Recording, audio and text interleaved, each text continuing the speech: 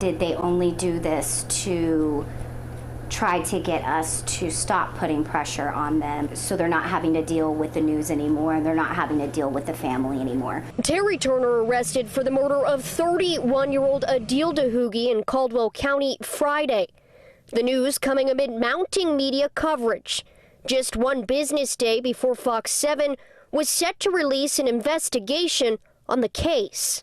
So I don't know if it was just a step that they took to try to quiet us and maybe calm things down. 65-year-old Turner shot Dahoogui, a Moroccan immigrant and MBA graduate, in the head just after 3:40 in the morning on Monday, October the 11th.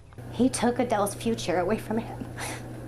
And he should not be allowed to have a future either. Dahoogui left this house belonging to his girlfriend, Sarah Todd, around 3 o'clock in the morning that Monday. She says she's not sure why, but it wasn't unusual. I just know his habits, and his habits were to drive around and decompress and listen to music. Approximately 40 minutes later, Turner shot Dahoogui outside his Martindale home. It's located just 7 minutes from Todd's in Maxwell.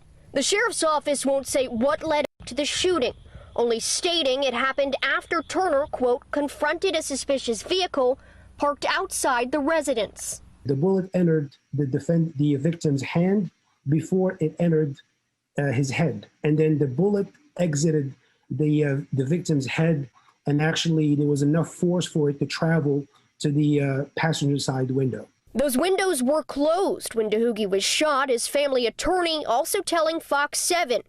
Turner did not call police until after firing his weapon.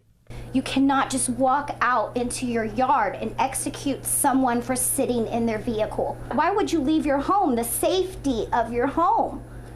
You were safe inside, but instead you were the one that was on the offense. Turner was not taken into custody until a warrant was issued for his arrest Thursday.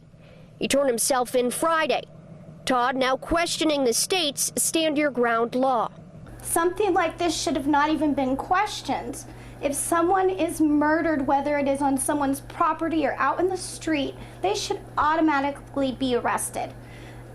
You murdered someone, you executed them, and they let the man go. And 11 days later, now we're arresting him? And I'm not going to stop fighting until we can get more gun control in the state of Texas. We have to. This is not okay. This could have been anyone's child.